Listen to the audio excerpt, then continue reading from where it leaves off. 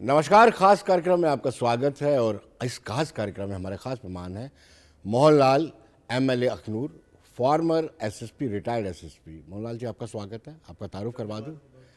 25,000 वोटों से जो जीत के आए हैं और इत्तेफाक देखिए, कांग्रेस ने भी यहाँ से एक केएस अधिकारी को, ये केपीएस अधिकारी हैं, को उतारा था और वो भी इसी कम्युनिटी से ताल्लुक़ रखते थे, लेकिन इन्होंने 25,000 वोटों से अपनी जीत अर्जित की है। आपका स्वागत है। और आप पर बहुत ज़्यादा रिस्पॉन्सिबिलिटी भी तायद हो जाती है, क्योंकि पहली मरतबा भारतीय जनता पार्टी को जम्मू प्रोविंस या जम्मू कश्मीर से 29 सीटें मिली हैं। और ये कहा जाता है कि आपके पास 1.5 सरकार है। दिल्ली वाली सरकार तो आपके पास ही है, यहाँ पे उपराज्यपाल मनोज कुमार सिन्हा की भी आधी सरकार आपके पास। आपसे एक्सपेक्टेशन बहुत ज़्यादा बढ़ गई है और इत्तेफाक कहें कि आप हैं अपोजिशन में, तो लोगों की उम्मीदों को कैसे पूरा करेंगे, ये आपके लिए बहुत बड़ा चैलेंज है।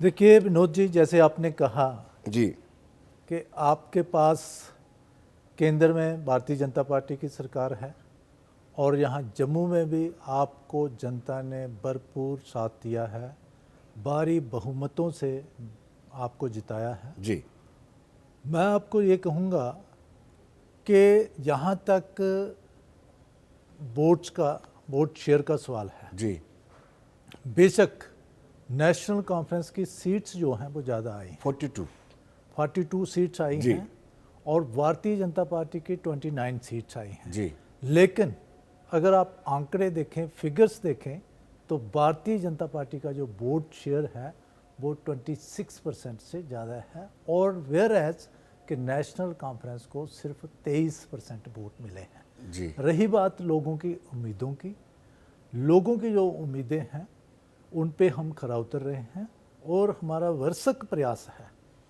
कि जो जो मुद्दे हैं, जो मसले हैं, जो हमारा विज़न है, जो हमने अपनी अपनी कंस्टिट्यूएंसीज़ को आगे ले जाना है, या इस प्रदेश को और ब्रॉडली स्पीकिंग इस देश को नेशन बिल्डिंग में जो हमने अपना योगदान देना है वो अच्छे से दे रहे हैं, कर्तव्य निष्ठा से अपना अपना हम फर्ज जो है वो निभा रहे हैं। मोहनलाल जी, एक परसेप्शन रहती है और एक नैरेटिव बिल्ड हो जाता है कि खुलकर जम्मू वालों ने भारतीय जनता पार्टी को वोट दिया और दिया भी, इसमें सदाकत है, सच्चाई है, इसमें कोई झूठी बात नहीं है। लेकिन उसके बाद भी ये एक परसेप्शन बन गया है कि भाजपा अपने भूते सरकार नहीं बना सकती। आने वाले चुनाव विधानसभा के कब भी होंगे, इसका इम्पैक्ट तब तो नहीं पड़ेगा कि भाजपा को वोट तो देते हैं लेकिन वो अपने बूते सरकार नहीं बना सकती। पिछला एक्सपीरियंस 2014 को है कि आपने पीडीपी के साथ मिलकर के सरकार बनाई, लेकिन पीडीपी हमेशा पब्लिक में ये दावा करती रही हम डिक्टेट करते रहे हैं और भारतीय जनता पार्टी सुनती है। ऐसा कोई नैरेटिव तो नहीं बिल्ड देखिए होगा। विनोद जी, जो आपने कहा कि एक नरेटिव सेट हो रहा है कि भारतीय जनता पार्टी अपने भूते बलबूते सरकार पे सरकार नहीं बना सकती। जी आप अगर प्रोग्रेसिवली देखें, समय के साथ किसी समय भारतीय जनता पार्टी की एक ही सीट होती थी यहाँ पे, फिर 11 सीट्स भी आईं, 2014 में हमारी सीट्स 25 सीट्स आईं और अब भी 2024 में हमारी सीट्स आ गई 29 सीट्स। जी अगर देखें तो दिन ब दिन भारतीय जनता पार्टी के प्रति लोगों का विश्वास मजबूत होता जा रहा है और भारतीय जनता पार्टी भी लोगों की उम्मीदों पर खरा उतर रही है। इस बार आप अगर देखेंगे कि ऐसे ऐसे इलाकों में, खास करके कश्मीर वैली में, हमारा जो वोट शेयर रहा है वो बड़ा है और आने वाले समय में जब भी इलेक्शंस होती हैं हमें पूरी उम्मीद है जनता का जो विश्वास जिस हिसाब से भारतीय जनता पार्टी पर और माननीय प्रधानमंत्री श्री नरेंद्र भाई मोदी जी की नीतियों पे मजबूत होता जा रहा है, वो दिन दूर नहीं जब जम्मू कश्मीर में ही भारतीय जनता पार्टी का अपना मुख्यमंत्री होगा और भारतीय जनता पार्टी की अकेले अपने दम पे यहाँ पे सरकार भी होगी। लेकिन राजनीतिक विशेषज्ञ कहते हैं कि यहाँ पर पोलराइजेशन नहीं चलती है कश्मीर में, क्योंकि मेजॉरिटी में मुस्लिम है, इसलिए भारतीय जनता पार्टी वहाँ पे अपनी स्पेस नहीं बना पा रही है, टनल की उस पार स्पेस नहीं बन पा रही, इसीलिए भारतीय जनता पार्टी अपने बूते सरकार नहीं। अगर आप एनालाइज करेंगे, जी कंपैरिजन करेंगे, इस बार भी बहुत सारी जगहों पे भारतीय जनता पार्टी दूसरे नंबर पे रही है और जब पिछले टाइम में हमें वहाँ पे वोट्स नहीं मिलते थे, इस बार आप अगर वोट देखेंगे, इवन आप गुरेज में देखिए, शोपियां में देखिए, बाकी जगहों पे देखिए, भारतीय जनता पार्टी को लोगों ने चाहा है, लोगों ने वोट दिए हैं, आंकड़े आपके सामने हैं। देखिए, जम्मू कश्मीर सरकार हो, केंद्र सरकार हो, ये सोच कर आपने आरक्षण की नीति बनाई थी, उसको भी इन्होंने चैलेंज कर दिया है। उन्होंने कैबिनेट सब कमेटी बनाई, यानी आपके बनाए हुए जो आरक्षण का पैटर्न था उसको आउटराइटली रिजेक्ट कर दिया इन्होंने। कैबिनेट सब कमेटी बनाई। मैं तो ये कहूँगा कि भारतीय जनता पार्टी की जो भी नीतियाँ रहती हैं वो हमेशा जनहित में रहती हैं। भारतीय जनता पार्टी का जो नारा है, सबका साथ, सबका विश्वास, सबका प्रयास, सबका विश्वास, जी, उस नीति पे चलते हुए भारतीय जनता पार्टी ने सभी वर्गों को साथ लेके उनको बराबरी समानता का मौका देने की कोशिश की है। और हाँ, अगर किसी पार्टिकुलर पॉलिटिकल पार्टी को वो ठीक नहीं लगता, ठीक है, उन्होंने चैलेंज किया है, अल्टीमेटली फैसला जनता के हाथ में है। जी। कहीं आपके प्रयास विफल रहे हैं कश्मीर में? ABC पार्टी बनाई ज़रूर आपने, लेकिन आपके काम नहीं आई दिल्ली सरकार ने। देखिए, उसमें जो आपको कोई फ़ायदा नहीं हुआ। आप जो कह रहे हैं कि ABC पार्टी बनाई, भारतीय जनता पार्टी हमेशा जो भी इलेक्शन लड़ती है वो अपने दम पे लड़ती है। और आपने देखा बाकी राज्यों में भी या केंद्र शासित प्रदेशों में भी भारतीय जनता पार्टी ने हमेशा अपने दम पे इलेक्शन लड़ी है, अपनी नीतियों पे इलेक्शन लड़ी है। और भारतीय जनता पार्टी की जो नीतियां जनहित की नीतियां हैं, देश हित की नीतियां हैं, उसको जनता जनार्दन उसको इंडोर्स कर रही है और उसको देख के भारतीय जनता पार्टी को आगे बढ़ा रही है। मौलाना, इसमें कोई दो राय नहीं, बाबा साहब भीमराव अम्बेडकर, डॉक्टर भीमराव अम्बेडकर को जो सम्मान दिया है वो भारतीय जनता पार्टी ने दिया है। हालांकि कांग्रेस ने उसमें कोई जितना सम्मान देना चाहिए था नहीं दिया है, लेकिन उसके बावजूद भी कॉन्स्टिट्यूशन हाथ में पकड़ करके आपको वो डैमेज करने में कोई कसर नहीं छोड़ रहे हैं। वो इंडियन नेशनल कांग्रेस का एक प्रयास है जी, भारतवासियों को भ्रमित करने का एक प्रयास है, लेकिन वो अपने प्रयास में कहीं भी सफल नहीं हुए हैं, विफल ही रहे हैं, फेल रहे हैं। आप देख सकते हैं जहाँ की इलेक्शन में भी, अब भी दिल्ली में इलेक्शन हुई है, मैं खुद वहाँ पे प्रचार करने गया हुआ था, मुझे मेरी ड्यूटी मेरी संगठन ने लगाई हुई थी, वो कामयाब नहीं हो सकते हैं, जनता समझ चुकी है। आप ठीक कह रहे हैं कि बाबा साहब डॉक्टर भीमराव अंबेडकर भारत रत्न को कांग्रेस पार्टी ने वो सम्मान नहीं दिया जो वो डिजर्व करते थे। ये भारतीय जनता पार्टी ही है, चाहे भारतीय जनता पार्टी की सपोर्ट से बाबा साहब को भारत रत्न दिया गया, या बाकी जो सम्मान दिए गए, संविधान दिवस हम मनाते हैं, समरसता दिवस बनाते हैं, या उनका जो पंच तीर्थ बनाया गया, उनसे रिलेटेड जो 5 स्थान थे उनको मान्यता दी गई, ये भारतीय जनता पार्टी ने ही दी है। और एक जो वंचित वर्ग है, चाहे अनुसूचित जाति है, चाहे अनुसूचित जनजाति है, अन्य पिछड़ा वर्ग है, वो ये लोग समझ चुके हैं कि भारतीय जनता पार्टी ही उनके हित की बात करती है, उनके हितों का संरक्षण करती है। कांग्रेस ने तो सिर्फ भ्रमित किया है, या जो बाकी पार्टियां हैं वो सिर्फ भ्रमित करती हैं, वो उनका हित नहीं सोचती हैं। लेकिन आप पे ज़्यादा रिस्पॉन्सिबिलिटी तायद हो जाती है क्योंकि आप इसी समुदाय से ताल्लुक़ रखते हैं, और बीजेपी के लिए एक चिंता का विषय भी है कि इस समाज को पार्टी से अलहदा करने का प्रयत्न कांग्रेस की तरफ से किया जा रहा है। आपकी रिस्पॉन्सिबिलिटी ज़्यादा बढ़ जाती है। इस बात को मैं समझता हूँ जी, लेकिन आपने समाज की बात की, जिस समाज से मैं आता हूँ, मैं आरक्षित सीट से जीता हूँ, अनुसूचित जाति से आता हूँ। मैं आपको ये बताना चाहता हूँ कि जम्मू कश्मीर में भी जितनी ऐसी पॉपुलेशन है, या बाकी जगहों पे भी, अब लोग समझ चुके हैं, वो भ्रमित होने वाले नहीं हैं।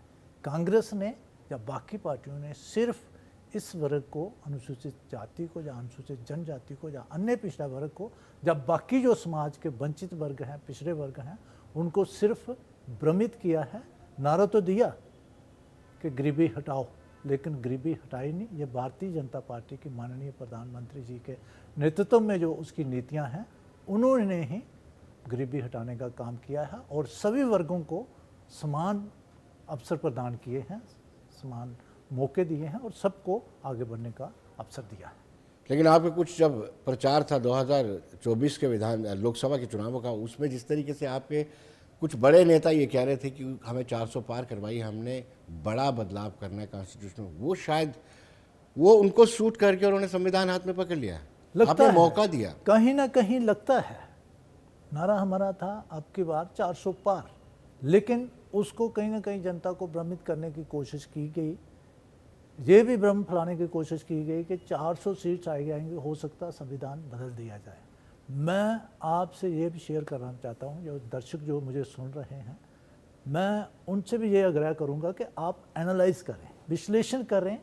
1949 से लेके जब 26 नवंबर 1949 को कॉन्स्टिट्यूंट असेंबली ने संविधान को अडॉप्ट किया है, तब से लेके आज तक बाबा साहब डॉक्टर भीमराव अंबेडकर जी को, भारत रत्न को कितना सम्मान दिया है कांग्रेस पार्टी ने, वो आप खुद देख सकते हैं कि ये भारतीय जनता पार्टी ही है। आपने खुद कहा कि जिन्होंने संविधान का संरक्षण किया है और डॉक्टर बाबा साहब अंबेडकर जी को मान्यता दी है, सम्मान दिया है। कहते हैं फॉल्स नैरेटिव की उम्र ज़्यादा नहीं होती है, लेकिन कांग्रेस इसको खींची जा रही, कह रही है कि भारतीय जनता पार्टी अगर पूर्ण बहुमत में आती है, 2/3 बहुमत लाती है, तो संविधान बदल देगी, आरक्षण में तोड़ फोड़ करेगी। नहीं, आप ये देखें ना, कांग्रेस पार्टी सफल कहाँ हुई है। नैरेटिव सेट करने की एक प्रयास तो किया गया है, कोशिश तो की गई। चाहे वो जम्मू कश्मीर है, आप जो रिसेंटली असेंबली इलेक्शंस हुए हैं, कितनी सीट्स आई हैं, कितना वोट शेयर रहा है कांग्रेस का। अभी रिसेंटली कंक्लूडेड जो दिल्ली में इलेक्शंस हुए हैं, उसमें कांग्रेस की क्या स्थिति रही है। कोशिश तो यही कर रहे हैं, भ्रमित कर रहे हैं समाज को जोड़ने की नहीं, तोड़ने की कोशिश कर रहे हैं। लेकिन भारतवासी, भारत की जनता जनार्दन इतनी जागृत हो चुकी है, इतनी अवेयर हो चुकी है कि ये जो झूठे गलत जो हैं फॉल्स नैरेटिव क्रिएट करने की कोशिश की जा रही है, उसमें आने वाली नहीं। लेकिन कहीं ना कहीं एक कहावत है, Nattha Singh and Prem Singh both are the same thing. आप में भी कोई वो बात नहीं, जिस तरीके से आपने तोड़फोड़ की है महाराष्ट्र में, जिस तरीके से सरकार पहले बनाई, और बहुत सारे ऐसे नए एग्जाम्पल्स हैं, नंबर ऑफ एग्जाम्पल्स हैं, जिसमें आज लगता है कि आप भी कोई कोर कसर नहीं छोड़ते हैं सत्ता हासिल करने में। भारतीय जनता पार्टी जो भी करेगी, जनता जनार्दन के हित में करेगी, देशवासियों के हित में करेगी, देश हित में करेगी। भारतीय जनता पार्टी का कोई भी कदम, कोई भी मूव ऐसी नहीं होगी जो देश हित में नहीं होगी। मंदिरों के नीचे मस्जिदों को तलाशना, जब मस्जिदों के नीचे मंदिरों को तलाशना, ये देश हित में है। देखिए, ये इतिहास है जी। और जनता जनार्दन की आवाज़ पे उसमें ऑनरेबल सुप्रीम कोर्ट है। अगर उसकी कोई डायरेक्शन आती है जहाँ सभी देशवासी बराबर हैं और सभी देशवासियों को अधिकार है, जो उनका मानना है, उस मान्यता को लेके वो ऑनरेबल सुप्रीम कोर्ट में भी जा सकते हैं और किसी भी कॉम्पिटेंट अथॉरिटी का दरवाज़ा खड़का सकते हैं। और कोई कॉम्पिटेंट अथॉरिटी जहाँ ऑनरेबल सुप्रीम कोर्ट या कोई भी ऑनरेबल कोर्ट कोई डिसीजन देती है या कोई डायरेक्शन देती है, उसको मानना जो है सभी देशवासियों का फर्ज है। वक्फ संपत्ति को लेकर के जॉइंट पार्लियामेंट्री कमेटी की रिकमेंडेशन पर आपका क्या कहेंगे? ऑब्जेक्शन है उस पर? देखिए, उसमें बात हो रही है और एक्सपर्ट्स उस पर बैठे हुए हैं। अल्टीमेटली ये डेमोक्रेसी है, इसमें जो भी डिसीजन होता है वो मेजॉरिटी के बेस पे होता है। अगर हम यूनिफॉर्म सिविल कोड की बात करें, उस पर आपकी क्या राय है? हालांकि भारतीय जनता पार्टी का शुरू से ये एजेंडा रहा है कि यूनिफॉर्म सिविल कोड होना चाहिए, लागू होना चाहिए। एक देश है, सभी भारतवासी बराबर हैं, तो समानता होनी चाहिए और एक देश में एक कानून होना चाहिए। यानी आप चाहते हैं कि यूनिफॉर्म सिविल कोड लागू होनी चाहिए और सभी धर्मों को उसको मानना चाहिए। देखिए, एक देश है, मैंने कहा एक कानून होना चाहिए, मेरा इतना ही कहना है। अब जल्द ही वन नेशन वन इलेक्शन पर की भी तैयारी की जा रही है, उससे आप क्या सोचते हैं? उस पर भी मेरा यही मानना है, दृढ़ विश्वास है कि अगर एक देश है, वन नेशन वन इलेक्शन होनी चाहिए। जितनी एफर्ट्स लगती हैं और जितने इकोनॉमिक रिसोर्सेज भी इस पे लगते हैं वो बचेंगे और सारा साल इलेक्शन चलने के बजाय एक बार ही इलेक्शन सभी पूरे देश में हो जाएगी। जम्मू कश्मीर की सरकार को आप चलने देंगे, जो चुनी हुई सरकार है? जून 2018 के बाद, यानी 2014 से लेकर 24 में इलेक्शन होती है, पॉपुलर गवर्नमेंट आती है और उनको भी बार बार दिल्ली जाना पड़ रहा है उमर अब्दुल्ला को, क्योंकि फाइनेंशियली, वित्तीय तौर पर जम्मू कश्मीर की हालत कमज़ोर है। देखिए, एक जो आपने बात की कि चल नहीं देंगे, मुझे पता जनता था का इस ये पर जनादेश है, जनता ने गवर्नमेंट बनाई है, हमने उसको एक्सेप्ट किया है। हम एक कंस्ट्रक्टिव अपोजिशन का रोल निभा भी रहे हैं, निभाएंगे भी। रही बात दिल्ली जाने की, दिल्ली हमारी सरकार है, केंद्रीय सरकार है, वहाँ पे हमारे माननीय प्रधानमंत्री जी हैं, बाकी वहाँ पे मिनिस्ट्री है, और यहाँ पे अगर राज्य की सरकार है, केंद्र शासित प्रदेश की सरकार है, तो अगर दिल्ली जाते भी हैं तो अच्छी बात है, कोऑर्डिनेशन से चलनी चाहिए सरकार। और देश है हमारा, Jammu Kashmir is integral part of India. आप पैरेलल रेगुलर प्रेस कॉन्फ्रेंस करते हैं बीजेपी वाले और क्रिटिसाइज करते हैं सरकार के जो भी फैसला होता है, सरकार की जो स्टेटमेंट होती है, उसके पीछे आपकी मंशा क्या है? क्या कोई ऑपरेशन लोटस करने जा रहे हैं, या फिर आप मजबूर करना चाहते हैं सरकार को कि जो वादे आपने अपने मैनिफेस्टो में किए थे उनका ज़रा पूरा करके दिखाइए? तो सही कैसे करते हैं आप? आपने जो कहा कि पहले प्रेस कॉन्फ्रेंस करते हैं, ये हमारा दायित्व है। कोई भी मुद्दा उठता है, उस मुद्दे को लेके जो हमारा मत है, जो हमारी सोच है, जो हमारा व्यू पॉइंट है, यानी भारतीय जनता का पार्टी का जो व्यू पॉइंट है, वो हमारा दायित्व बनता है, हमारा फर्ज बनता है कि जनता जनार्दन तक, प्रदेशवासियों के सामने, देशवासियों के सामने उसको रखा जाए। रही बात कि जो नेशनल कॉन्फ्रेंस ने चुनावी वायदे किए हैं जनता के सामने, हमारा फर्ज बनता है कि जो वायदे उन्होंने किए हैं, जो जनहित में अगर हैं तो उनको पूरा करें। उनके वायदे उनको याद दिलाना एक कंस्ट्रक्टिव अपोजिशन के नाते हमारा फर्ज बनता है कि हम टाइम टू टाइम, समय समय पर उनको याद दिलाएं। मोहनलाल, ये कंस्ट्रक्टिव है डिस्ट्रक्टिव है? क्योंकि आपको पता है कि ना नॉर्मल तेल होगा ना मीरा नाची, कि पैसे इनके पास है नहीं, मुफ्त में बिजली दे नहीं सकते, सिलेंडर रोक दे नहीं सकते, 370 वापस ला नहीं सकते, जो बार बार कहते हैं विशेष दर्जा दिया जाएगा। और पहले, सबसे पहले जो असेंबली की प्रोसीडिंग हुई उसमें यही रेजोल्यूशन पास किया था, विशेष वो दर्जा। तो मैं कौन सा दोबारा यही कहूँगा कि वो इनको भी पता 370 is a gun case, no past मान लेते हैं? नहीं आ सकता वापस। लेकिन जनता को, जनता जनार्दन को भ्रमित करने वाली बात है, तो ये कब तक मिसलीड करेंगे? जी, ये जम्मू कश्मीर की जनता ज़्यादा देर मिसलीड होने वाली नहीं है, सच उनके सामने आ रहा है। लेकिन मेरा सवाल ये था कि आप कह रहे हैं कि बतौर विपक्ष बीजेपी की कंस्ट्रक्टिव अप्रोच है, मुझे लगता है डिस्ट्रक्टिव अप्रोच है कि आप फोर्स कर रहे हैं कि आप अपने वादों को पूरा करें, जबकि आपको भी पता है कि माली हालत बड़ी ख़राब है। नहीं, वायदे उन्होंने किए हैं, पूरे करने चाहिए, और हमारा फर्ज बनता है कि जो वायदे किए हैं उनको पूरा करवाना। आप उनको उकसा रहे हैं लेकिन वो कर नहीं पाते हैं, फिर वो पब्लिक में एक्सपोज हो जाएंगे, वादे तो किए थे पूरा नहीं कर पाए। तो गलत वायदे किए हैं तो एक्सपोज तो होना ही है एक दिन। जी। शायद उनको इतनी उम्मीद नहीं थी कि इतनी सीट्स आ जाएंगी, इसलिए उनके मन में जो आया वो उन्होंने कहा। कुछ वायदे तो ऐसे हैं जो कभी हो ही नहीं सकते, वो करने भी नहीं चाहिए थे। आप पोलराइजेशन की बात कर रहे हैं कि शंकराचार्य का नाम चेंज करके तख्ते सुलेमान रखना, ये कौन सा वायदा हुआ? जी ये भी वायदा था, मैनिफेस्टो में रिटर्न में था। जी, यानी वो भी पोलराइजेशन की बात करते हैं, और जो वोट उनको मिले पोलराइजेशन के आधार पर मिले हैं, आपको तो मिले ही वायदे हैं। देखो ना कैसे किए जी। हैं। वायदे कैसे किए हैं?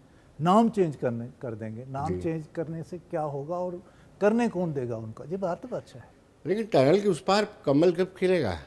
खिलेगा। ये 2014 से लगातार आप प्रयत्न कर रहे हैं, तो इस बहुत बार पॉलिटिकल देखिए, इन्वेस्टमेंट इस बार आप, मैंने पहले भी कहा कि आप आंकड़े देखिए, फिगर्स देखिए, कंटिन्यूसली जो है प्रोग्रेस हो रही है। फिगर्स हमारी जो हैं, हमारे जो नंबर्स हैं वो बढ़ रहे हैं, और आने वाले समय में आप देखेंगे।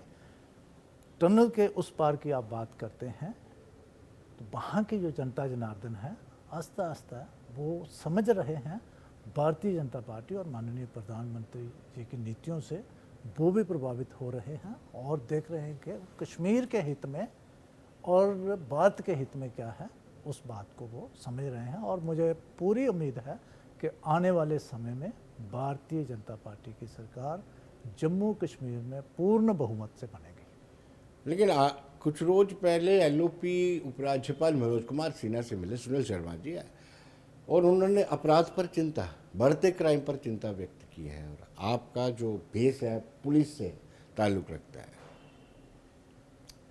हाँ, पिछले दिनों में चिंता का विषय है जी ड्रग्स को लेके, जहाँ खास करके जम्मू में जो कुछ घटनाएं हुई हैं उसमें हमारे जो सीनियर्स हैं, वरिष्ठ नेता हैं, उन्होंने कंसर्न क्वार्टर से बात की है और मुझे लगता है कि जहाँ की जो पुलिस प्रशासन है, पुलिस के आला अधिकारी हैं, वो सक्षम है और पुलिस भी हमारी सक्षम है। बहुत जल्दी इस पे काबू पा लिया जाएगा और कुछ एक केसेस में ब्रेक थ्रू करके और जो क्रिमिनल्स थे उनको पकड़ा भी है और they will be taken to task as per law, there will be dealt with.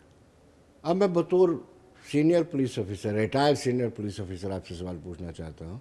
As a politician, आप पॉलिटिशियन नहीं इस वक्त वैसे में, ये बढ़ते क्राइम के पीछे कहीं ये तो नहीं है जो 5 अगस्त 2019 के बाद संवैधानिक बदलाव हुआ वो के कारण है कि बाहर से लोग आकर के यहाँ पर फंसे हैं? विनोद जी, अगर आप भी मीडिया से डील कर रहे हैं, एक बड़े मीडिया हाउस को जी। लीड कर रहे हैं, जी आपने देखा होगा जितने क्रिमिनल्स इन्वॉल्व थे इन घटनाओं में, क्रिमिनल एक्टिविटीज़ में, उनके नाम मीडिया में आते हैं, हम भी मीडिया के थ्रू ही पढ़ते हैं। अभी तक चाहे रिसेंट घटनाएं हुई हैं, मुझे नहीं लगता कि उनमें कोई जम्मू कश्मीर से बाहर वाला था।